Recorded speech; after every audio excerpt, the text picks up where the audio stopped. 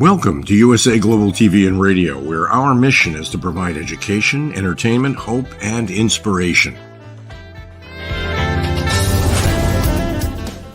USA Global TV and Radio connects you with experts and audiences all around the world every single day to help you succeed in business and to live a richer life. Visit us at usaglobaltv.com to learn about career and life-changing training and mentoring programs like the Listening Mentor. Subscribe to our newsletter to stay informed about our special programs and offers. Discover how you can become a guest on one of our shows or a host or producer of a USA Global TV and Radio show of your very own. That's USA Global TV and Radio, where the doctor is always in.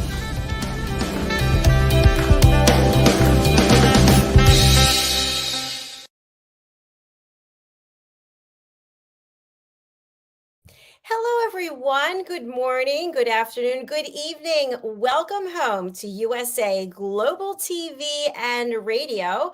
I'm Dr. Jacalyn Kerbeck, and our show today is the United Kingdom News and Culture. And with our incredible panelists we have here today, we have an exclusive. You will be seeing photographs that have not been seen yet on an American channel. Oh, I don't want to spill the beans on that. So before we get into it, let's welcome our panel. Joining us, my co-host, DIANN BOEHM. Hello. Hi, Dr. Jacalyn. It's going to be an exciting day. Yes, it is. It's so nice to have you. Where are you in the world today, DIANN? I can't keep up. I just drove in, so I'm back in Texas. Okay. I hate to say, you really do get around, though. Fantastic. Lovely to have you here. Let's bring out our expert correspondents from the United Kingdom. It's Helena Chard. Hello, Helena. Hi. Hi, Helena. To see you. Nice to see you too. I know that you are very busy with the upcoming coronation. We're really excited to hear more about it. Let's welcome Mr. Ian Palm-Turner. Hello. Good afternoon. I'm actually joined, if you can see, by a facsimile of Prince Charles this afternoon, soon to become King Charles. And this is a flower pot holder, we call them in Britain, that is now being sold as something of value from the coronation. I love it. You don't see that everywhere. And let's welcome Mr. Simon MacDonald. Hello. Hello, it's nice to be back. Yes, Dan, I could tell you're in Texas today. Your accent has changed once more. That's funny. I feel that I'm the only one here who doesn't have an accent. It's not a Scottish accent you've got, Dr. Jacalyn, I can assure you. You all have an accent for sure. So this is actually a very exciting episode, and I know how busy you all are, and I thank you for taking the time to be here with the coronation about to take place for one day sooner. We also have a number of visuals that we're going to be sharing today. So I'm going to go over to Helena to tell us about the latest and greatest. Oh gosh, Dr. Jacalyn, everybody, it's such a buzz here in London. Die-hard royalists are on the street, tourists are at Buckingham Palace, the world's media is out and filming all their shows, and it really is a fun time. And actually to speak to all the people on the streets and find out how excited they are about the coronation. I know we keep hearing, oh, it's really damp and down and no one's really interested, but we're not seeing that on the streets. It's absolutely fabulous. The sun's shining today as well. There's been so much going on. I mean, at the moment at Westminster Abbey, Prince and Princess of Wales with children and King and Queen are running through rehearsals. We had fabulous run through of everything last night, which is truly stunning when you see it in the dark. It's the final sort of preparations underway. The soldiers have arrived to the midnight rehearsals, the soldiers from the Commonwealth. It's the gold coach, the state coach, absolutely stunning in dusk. I would love everyone to see it in the dark because I think it adds an air of mystery and something quite exciting. So people are lucky enough to see that who were out last night. There's obviously lots of things going on. There's security issues. There's been protests. Apparently, there's been plotting going on that people are aware of. Has been going on for months. But security is at its obviously tightest, which is fabulous. And we did have somebody who unfortunately was taken away yesterday. Everyone was filming, and they detonated his bag. I think actually it was a mental health incident where he threw some gun carriages or something into Buck Powell, just at the gates there. But you know, everybody, the security acted so quickly, which is fabulous. So yeah, I think it's the vibe and just the feeling of you know, the excitement, and we just hope that the weather holds off. I mean, if it's anything like today, we're in treat. Also, Dr. Jacalyn, DIANN, your show last week was fabulous, really good fun. Well done to you both. Oh, thank you. We really did. We couldn't hold a candle to what you all do, but we thought it was important for the show to continue on for that week. So, Helena, a question I have for you and also for Ian, because this is such a monumental occasion and it is so exciting, you are there in the midst of it, you still will be working. There's got to be a lot of pressure that comes with that. Do you want to share anything with our audience about the pressure of coverage? Well, it depends on how much coverage we're going to do. If we're doing royal photography, that actually is quite a pressure. Because you're in your spot and you're there for hours and hours and hours. You have to know your topic. You're working with different broadcasters, different countries at different timings, and you've just got to keep yourself going. You know, it's that same old situation. Be careful how much you eat and drink, but give yourself enough to keep yourself going. Know your stuff. I know that Ian also has been furiously writing down notes and you know, really, it's so good to know the history, and it's so exciting. So anything, it's lovely. I love learning. So learning new things is fabulous, and just to be as professional as possible. But it's obviously a few days. Although we have the coronation on the 6th that we're excited about, it started now. So there's interviews, there's shows, and it will go on for days afterwards. And we've got the concert in Windsor. We have you know, extra few days as well going on. So, and the street parties and lots of fanfare. So we're, you know, I'm trying. I'm sure Ian is as well to sleep well and really monitor how things go. But it's exciting. You know, this is history. This is a moment in history.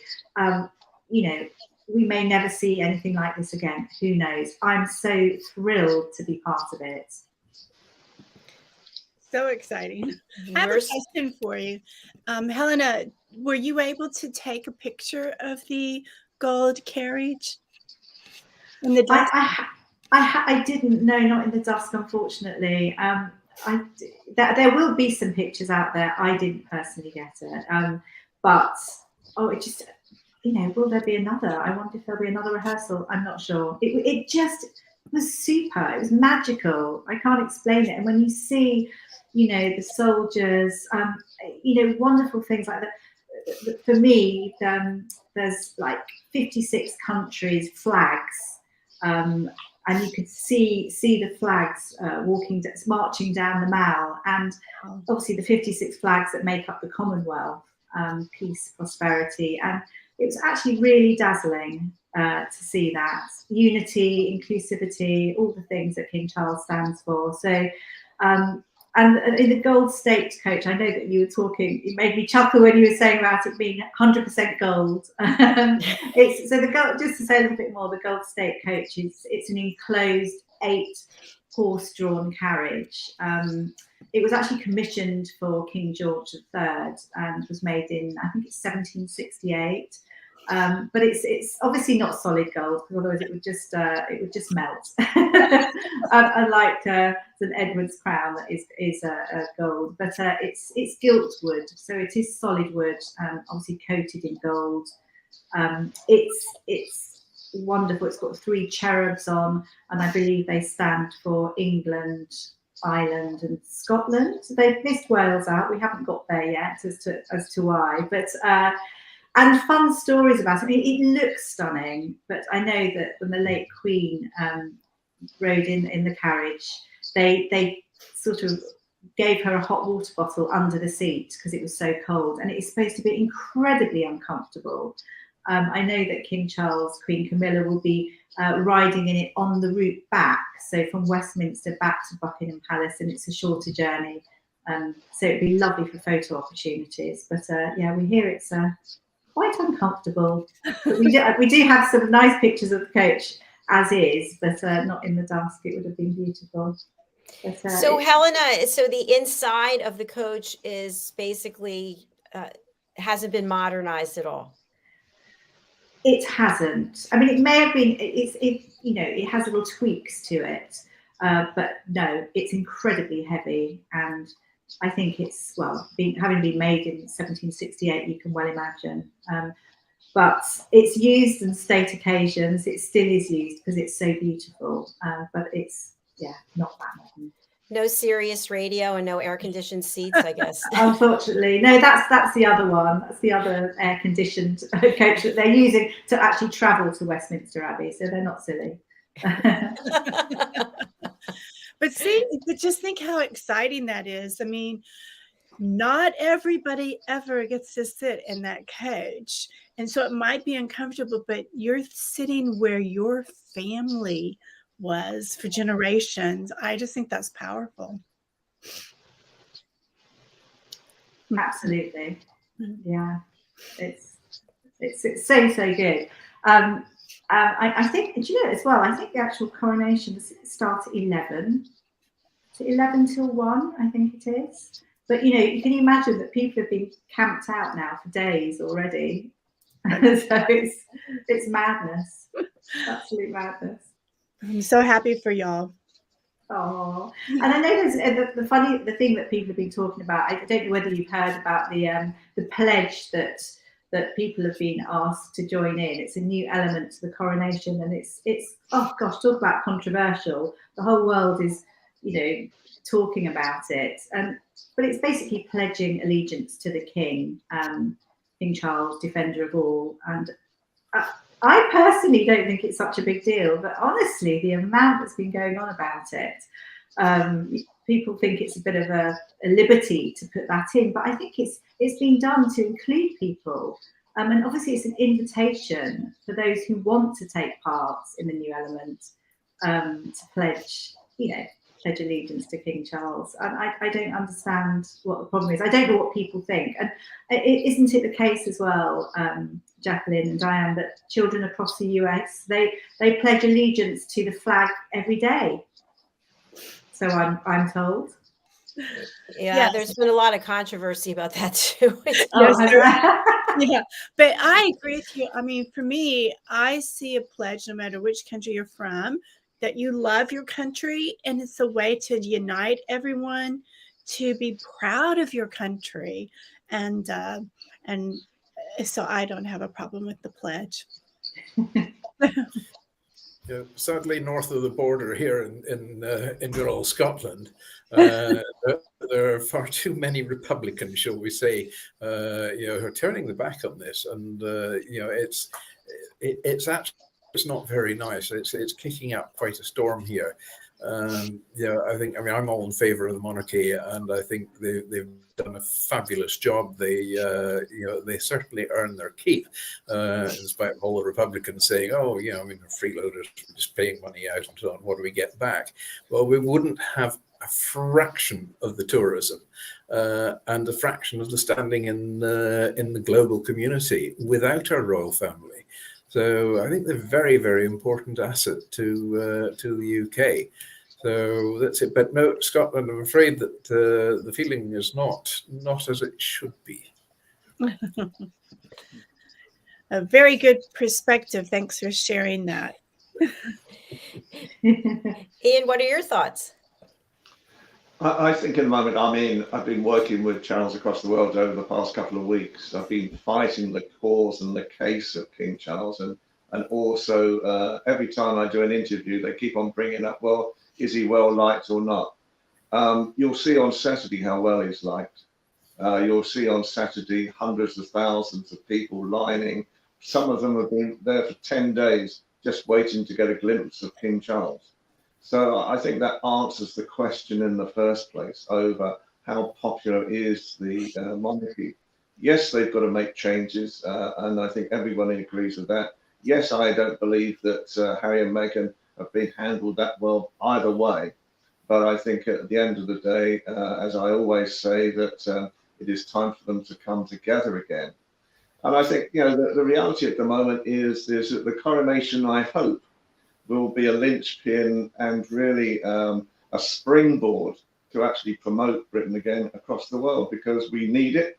We need a strong, united royal family. And there's so many things, as Helena was saying, going on just now that will, I hope, really incentivize the Americans. Where's the Americans? Come back.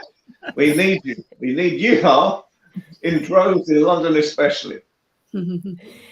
I'm looking forward to being there in October. Yay! Yay! We're looking forward to you coming as well. It's gonna We do have Mr. Trump over here just now, touring his golf courses. Oh. Yes, he's been attracting a huge amount of media attention here. And his cavalcade is slightly shrunk, shall we say, rather than the beast and its and these really, really heavyweight vehicles. It's now got down to more of the sort of smaller, everyday SUVs and so on like that. Until he got on the golf course, and he still had the same cavalcade, except it was all in golf buggies. I mean, it was actually quite comical to see. But he turned up at Turnberry, which is on the west coast, just not far from here, and the Turnberry golf course is one of the world's top courses, and so he insisted all the staff had to wear the his signature red cap. So it was yes, it was quite comical. That's interesting that he didn't have to turn over his passport. I'm very surprised at that one, because you know, any other country or any other person, if you've got a case pending, then they say, you know, you've got to keep where we can keep an eye on you. Mind you, I think where Donald Trump goes, the world's keeping an eye on him anyway. I think he's Can't hide anywhere. Hide anywhere, and I mean, as a figure, his shadow doesn't get any smaller anyway. He can't just hide behind a bush. It would need to be a very big bush. So, even if it was George W., you know, oh, sorry, that was a terrible one. So, his mother is Scottish, isn't she? That's correct. She's or from was Scottish. Mary Ann MacLeod.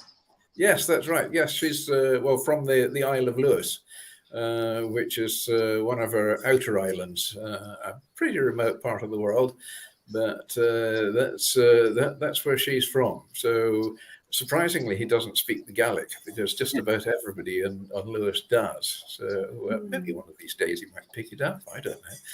He loves Scotland, doesn't he? He views himself as half Scottish, and actually Nigel Farage, who works on GB News, apparently he's the only person I think that's actually conducting an interview with him at the golfing resorts, which I find quite interesting. But they are very good friends. They forged a very good friendship, and I think they're going to talk everything.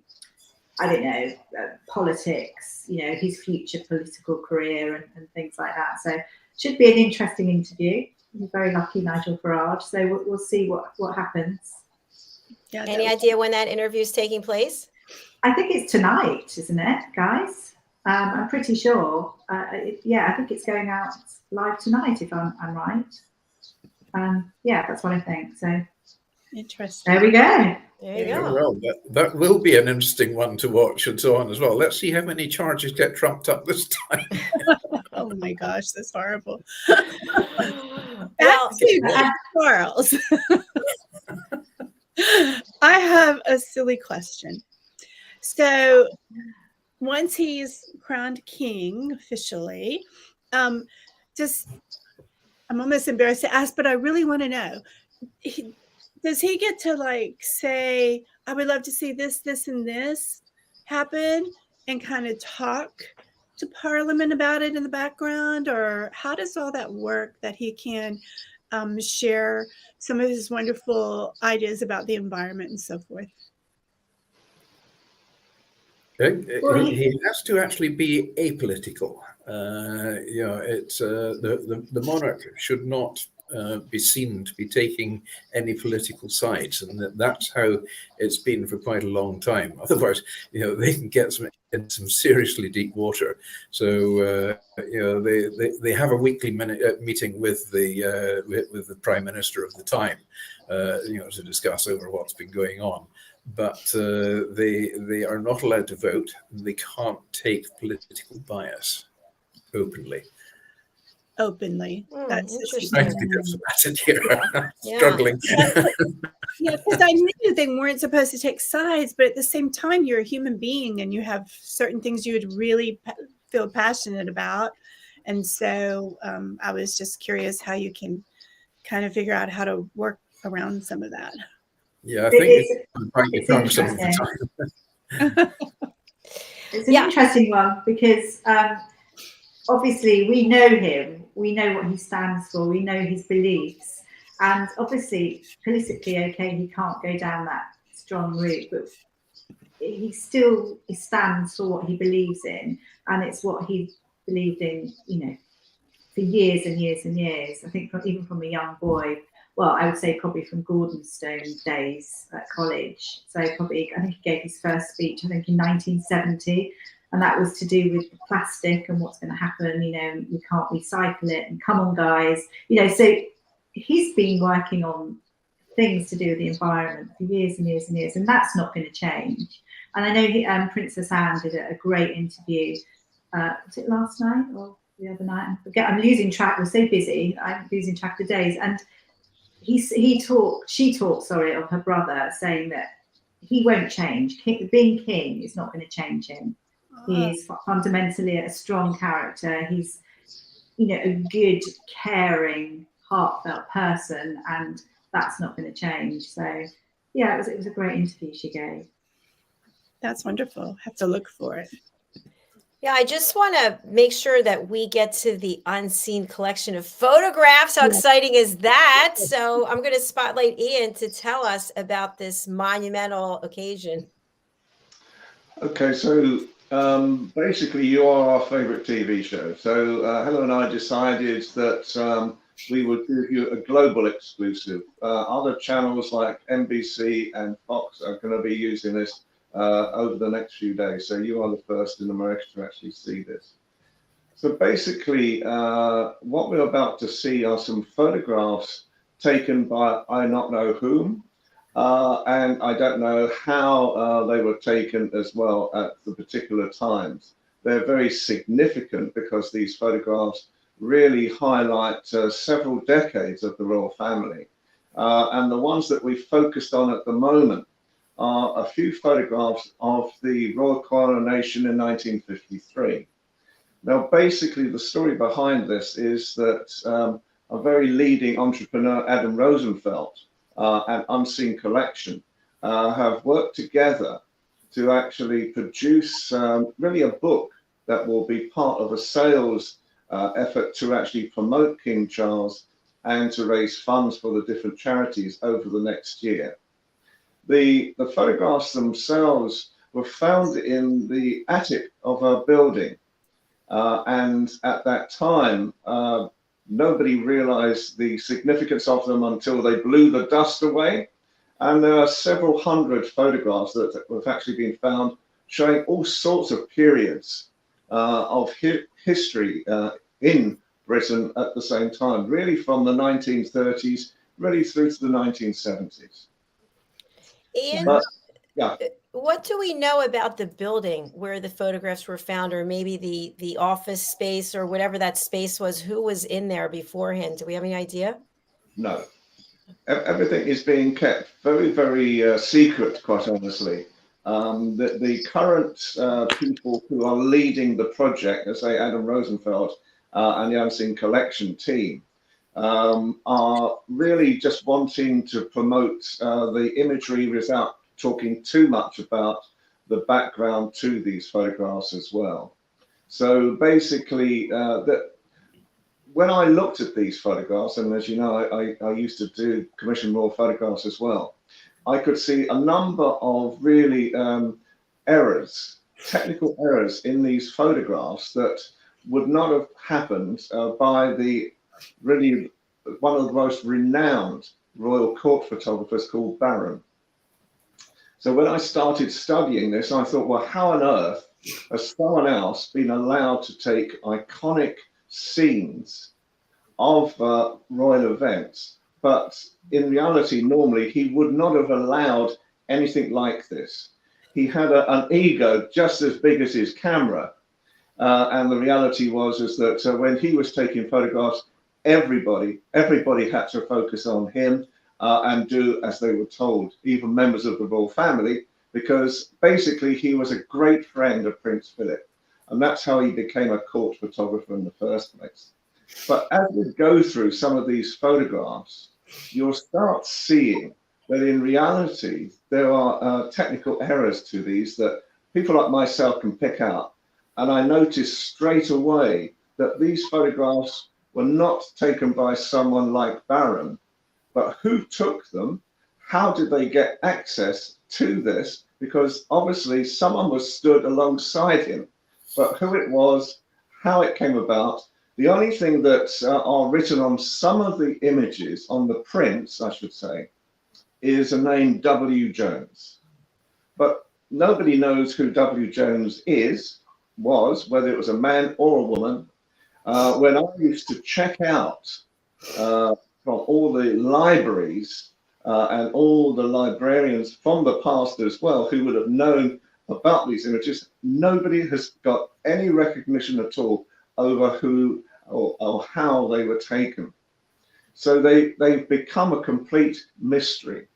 Thus, they have been seen as unseen photographs that will go out in a presentation case eventually with other royal artifacts and will be sold, as I say, as a fundraiser and really a promotion for King Charles and some of the charities.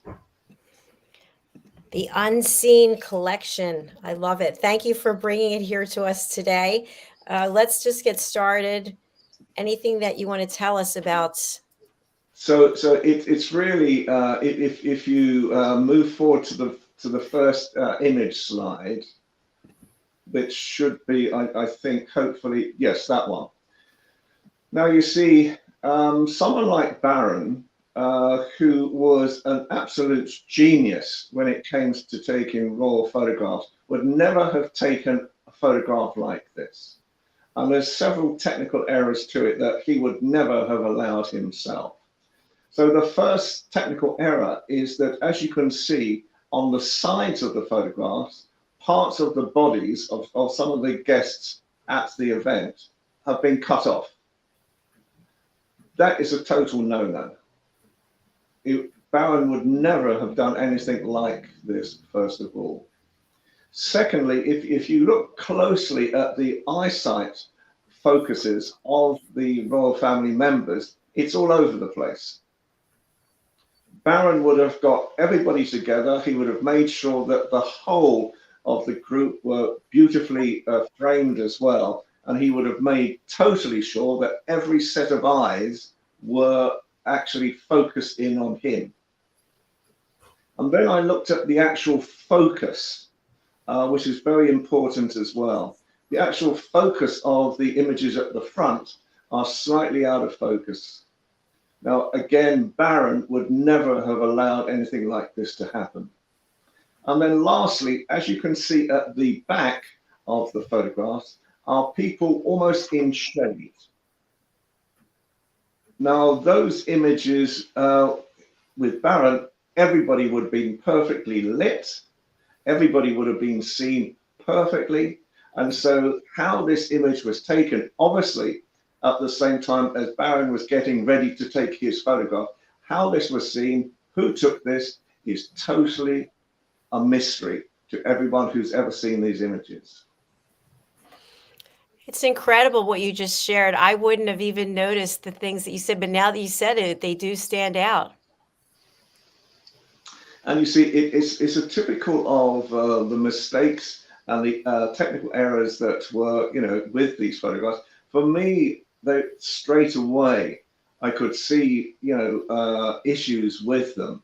And knowing Baron and knowing the type of cameras that he used as well, when I first started training, 1966 was when I first started training, I used exactly the same type of cameras as he was using in the 1950s. And in those days, we were taught that if you could use what was known as a 10:8 or 5x4 camera, and that was the size of the actual glass plate that was the negative at that time, then you could do any type of photography technically that you would ever be asked to do.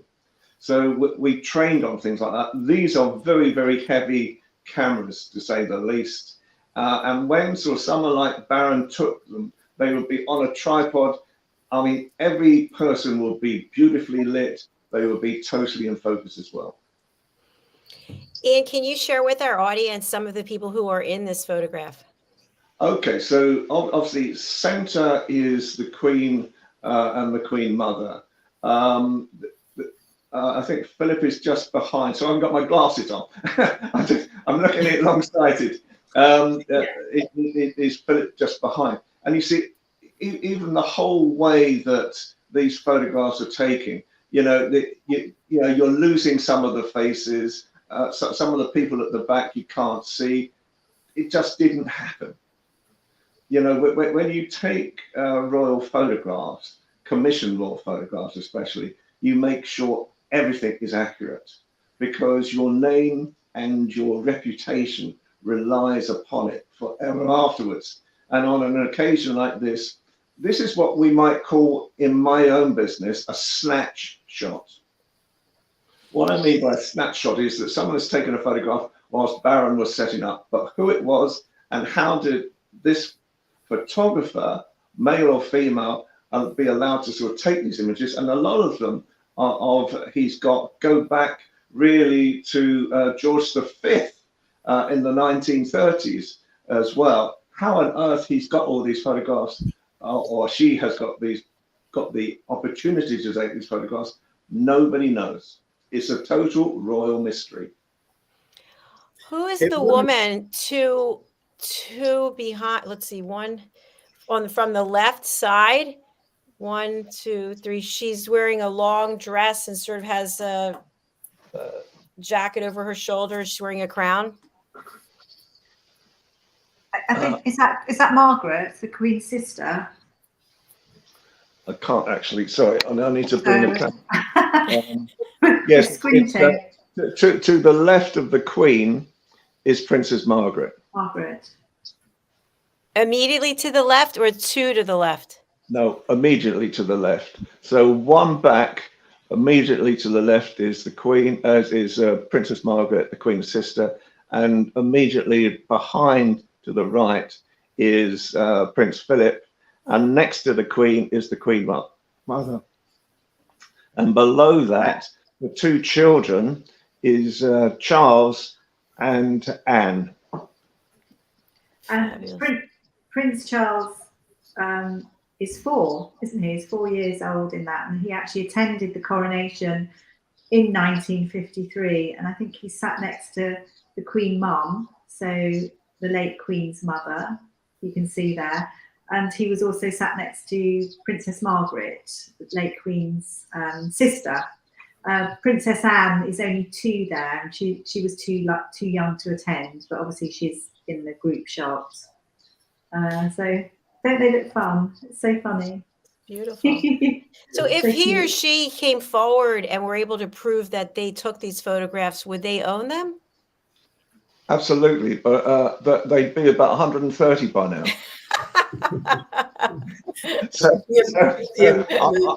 Trust me, if I could meet the photographer who's taken this has taken up 10 years of my life trying to discover who on earth. That's very opportune, isn't it? I love it. Honestly, I think the only way I'm ever going to see the photographer who took them is in a hologram. Unless their family were to come forward and say. Yes. Ian, could this have been an apprentice by any chance? They've already tried to do this at the moment, but basically obviously the owners of the photographs have done due diligence, total due diligence over many years. The reality is, when I'm saying to you right now that nobody has done it, even I did due diligence over this whole thing. You know, I talked to countless people. I talked to countless librarians who would know things like this. I talked to the agents who handle Barron's photographs. These are not Barron's photographs. We've got another one. Let's take a look at this. Oh, so sweet. And see, so something like this, obviously, this was taken on Prince Charles, as he was then, 3rd birthday. Basically, you'll see King George VI to the left. Now, this photograph was historic because this photograph was taken just after the king had actually come out of an operation, and this was the first photograph that he had taken after the operation that he had, which unfortunately in the end was not that successful. You'll see Queen Elizabeth, the Queen Mother, on the right-hand side, his wife, and you'll see Princess Anne, a very young Princess Anne as well. And this was Charles's birthday, so it was a very significant photograph in all sorts of ways. Now, that one, even then, is just sort of slightly out. It's not the usual type of photograph that someone would actually take like that. And for Barron, he didn't really do poses like it. You know, he was very, very formal in his thing. So who took it? Again, it is a complete mystery, these photographs. Now, in a picture like this, would everyone be looking at the camera or looking at the photographer? Normally with Barron, and as I say, I keep on going back to him because in those days, it's not like today where hundreds of photographers are allowed to come in, do photographs, or even a few. When I did William's first baby shots, for example, I think there was another photographer from the BBC who might have been there, but I was the only photographer. The culture for many, many years was it was just one single photographer, and if you made a mistake, you really didn't work with the royal family ever again. You know, it was as simple as that. And so, you know, I think, as I say, it is, to me, it's fascinating that someone who's been allowed to take photographs who isn't the royal official photographer, and we can never find out who it is because it's obviously too late now. We have time for one more. And this, again, was a very strange image that came up because we were going through the images the other day. And as you can see, it's the Queen Mother, the Queen, Prince Philip, and Princess Margaret. And then I thought, well, I know that person, but I can't think who it is. And then it suddenly came to me, it was the communist president of Yugoslavia, Tito. Wow. And in reality, how did he get an invite? I think he invited himself to the palace, is the story that we're finding out about at the moment.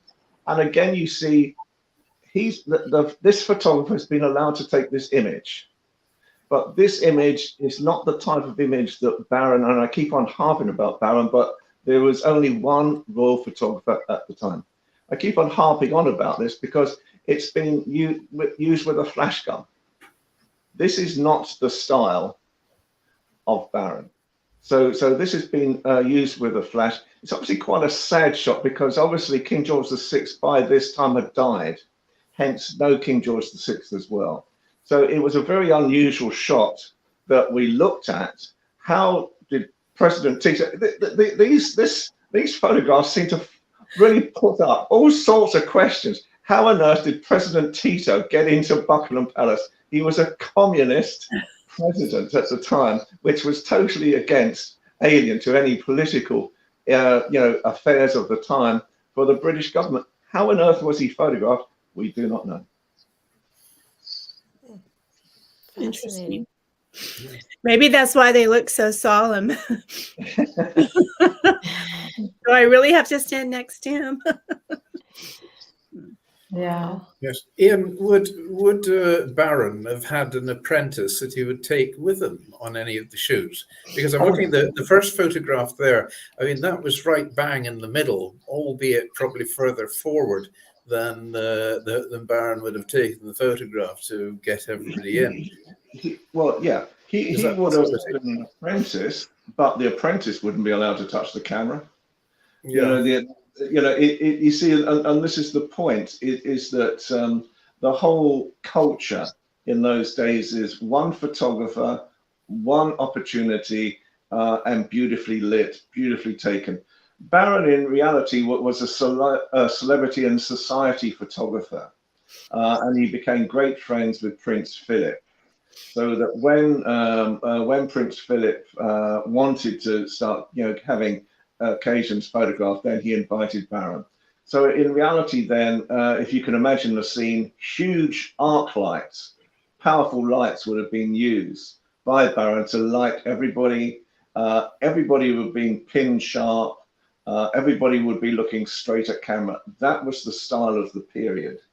So as I say, I could understand if an apprentice had taken it, but an apprentice, bearing in mind that a large collection of these photographs go back to the 1930s.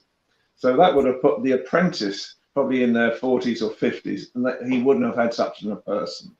So how this happened, as I say, it is a total mystery. Could I just say, I just wanted to add something for anyone that's interested in fashion design.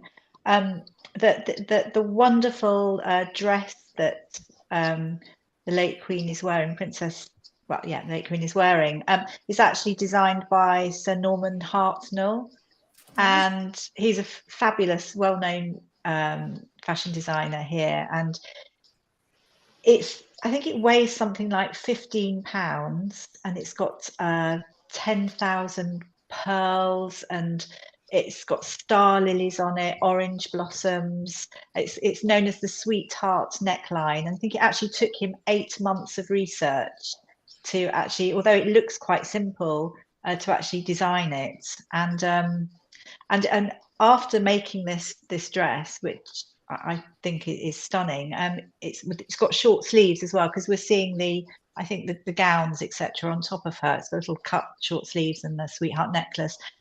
But it's is it jacquard material, the jacquard it's called. That's when straight after this dress was made, it came into vogue. Amazing. And she did actually wear this dress as well, I think on another six times. I'm not too sure of the occasions, but did wear the dress 6 times. You read my mind. That's what I was wondering, if the dresses get worn again. Yes. Yeah. Fabulous. Yeah. Well, we have a lot more to cover, but we're out of time, unfortunately. So hopefully people will come back next week. Tell us what we can expect, Ian and Helena, for your coverage. Do you have any information where we can watch? Yeah, I know Helena. Sorry, let Helena go first. What she's doing at the moment. Well, at the moment, there's lots of things, and haven't quite got the exact timings. But there's GB News. There's the Indian channel, which I can't remember the name at the moment. NBC. Yeah. NBC. I mean, and there are other people coming in at the moment. It's just trying to slot the timings to make it work. But it's exciting. It's exciting. Yay! It absolutely is. For our American audience here, maybe you can put something on your Facebook about when you're actually broadcasting. That would be fun. Ian? That would be so much fun. Yeah, and I'll be doing the whole coronation on a channel called Love World UK. So you can actually see the whole of our 3.5 hours. It's on Sky in UK, which is Sky 585. But it is loveworldUKTV.com. and you'll see myself and 2 other presenters, and we will be doing the full from 10:30 in the morning, I think, and through till I think it's about 2:30 in the afternoon. So it's the second longest one I've ever done. The first one obviously being the funeral, and that was 6 hours 40 minutes. So this one, by its very nature, is 3 hours 40 minutes. And this time I'm prepared. I've got the chocolate biscuits, I've got the orange juice, I've got anything with bananas, anything that's going to give me a bit of energy during that period. Good. Thank you so much. And Simon, you'll be providing continued coverage of Trump? Oh, yes. Along with my smoked salmon, of course, Ian, as well. All right. And Diane, you'll be watching? I think it starts at 5 in the morning, didn't you say? Is that too early for you, Diane? Just a tiny bit. I might wake up in time for this. I mean, it is history, and I think to watch it in person would be very exciting. So all you Americans, get your coffee ready for 5 a.m., if not before.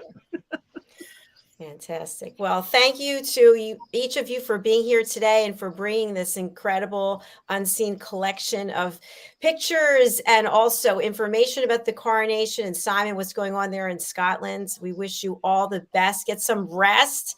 Maybe bring a few Depends, I'm just saying. And, and enjoy yourself for this incredible moment in history. Yes.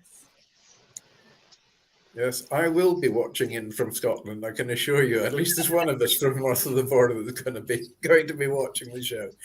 And yes, I think it will be really something quite memorable as well. Actually, I remember watching the coronation of the Queen, and I mean, television was sort of quite a bit of a novelty at that stage, and you know, every sitting room of a house that had television, you know, the whole family and the whole street and everything, the world and their auntie were all crowded into the room, and the size of the screen was about half the size of a laptop screen of today. I mean, it's a minute thing and a very grainy black and white picture, but I actually remember it remarkably clearly. Probably clearer than the picture was at the time. So it was quite an occasion then. So it will be an occasion this time. The only difference is this time I'm allowed a glass of champagne with it. Oh, there you go. And I was just Fantastic. thinking that maybe all of us who can't be there, we should all get us a little school bell or something. And when they start ringing the bells, we could kind of ring with them. Good idea, Diane. Yay! All right. We have to sign off for I'm Spiritual But I wish you all a beautiful rest of your day, your evening, and thanks so much for being here. Thank you. Thank Bye. you. See you soon. Bye. Bye.